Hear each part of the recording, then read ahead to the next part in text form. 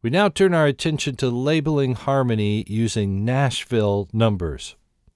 You know, much of the musical world functions using what we might call guitar chord terminology or pop chord letters.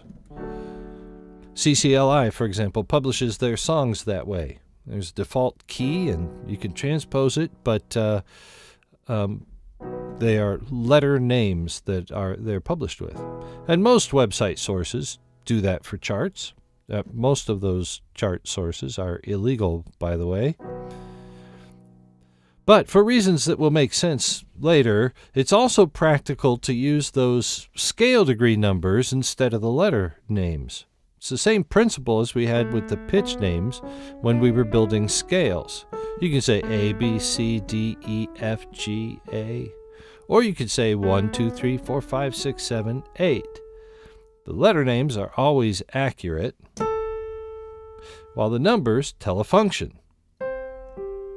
An A is always an A, 440 vibrations per second in the United States. An A is always an A. But an A is not always a 1.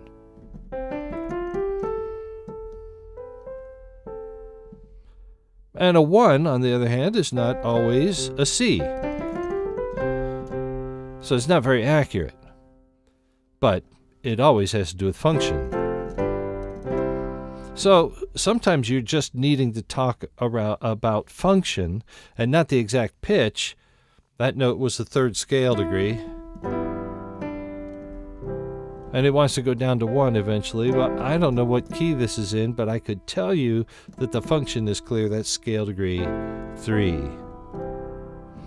So the two different systems have two different advantages, and I'm afraid we have to learn two different systems because of that. Same thing with labels for chords. So if we're in the key of C and we find a C chord, we can label that as a 1, just like that. Super simple. Just like the letter C was simple, the number 1 is just as simple. So the scale would be the same as the chord. So I'd just go 1, 2, 3, 4, 5, 6, 7, 1. Simple to talk about numbers, especially when you change keys. So here are the chords in the key of G. 1, 2, 3, 4, 5, 6, 7, 1.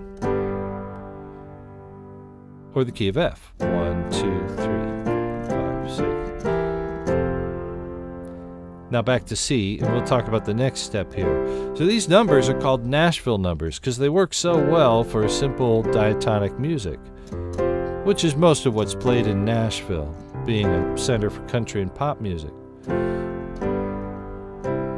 So here's where some of the simplicity of Nashville numbers comes in. If a 1 chord is major, you don't have to go out of your way to say 1 major, just like you didn't have to say C major, just like calling it a C chord instead of adding the redundant word major label to it.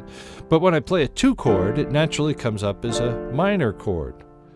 That's true in any major key. A 2 is going to come out minor.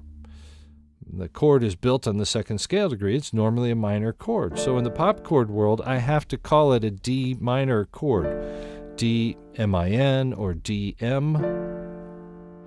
But if I'm using numbers, I simply can refer to it as a 2 chord because you know that in any key, the 2 is normally minor. So I don't have to say minor 2 or 2 minor. If it happens to be major, then I label the exception. It's a major 2 instead of a minor 2. All right? So there are like 1,000 songs that go 1, 5, 6, 4. You can just call it a 1564 if you want. Or a 1, 6, 4, 5. Now one of those chords, it's the 6th chord, is minor, but I really never had to leave the key signature of C, so it's just faster to use the number. Say this is a 1, 5, 6, 4, 1, 5, 6, 4 in E. In E, rather than to say the chords here are E, B, C sharp minor, and A. You just have to know your scales really well, and then you could play in that key thinking of the numbers, the function within that key. Now, when you do need to clarify a minor chord or a major chord, you can simply write or type a dash after the number, 2 minus. So if it's a D minor 7 in the key of C, there would be a 2 minus 7 is what you'd write. Everyone does the system a little bit differently. You could put a 2M7 or something. But everyone does the system a little bit differently because generally pop music is simple enough that all you need to do, the point of Nashville Numbers, is you're jotting down a reminder of the chord. So we don't have to worry too much about the exact wording of all this. It's just we're getting the concept here that you could use numbers instead of letters to refer to chord names.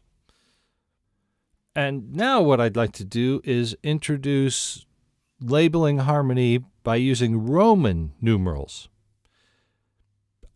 At this point, it is pretty much all the same thing, so it's very easy to talk about, and there's some great advantages to using Roman numerals. So it's the same concept as Nashville Numbers. I could use C, D minor, E minor, F, G, A minor, B, C, or I could say 1, 2, 3, 4, 5, 6, 7, 8.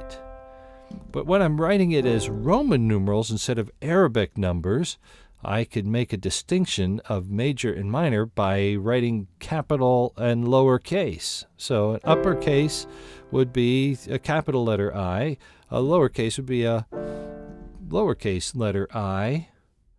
So I could say this is a 1 chord, this is a 2 chord, but when I say 2, I didn't have to say minor, I just had to write it in lowercase. Here's a 3 chord, there's a 4, a 5, a 6, won't worry about 7, and 1. Now, we're not quite as used to using Roman numerals. They're a little bit harder to read, but the upper and lower cases saves you even more work in notation. So if we had a 1, 5, 6, 4, or a 1, 6, 4, 5, then you can call the 6 a lowercase 6, and it's minor. You don't have to go out of your way with extra letters or slashes or anything like that to indicate major or minor. But at this point, that's the only difference between Arabic and Roman numerals, so we'll just kind of tack that on to the last topic.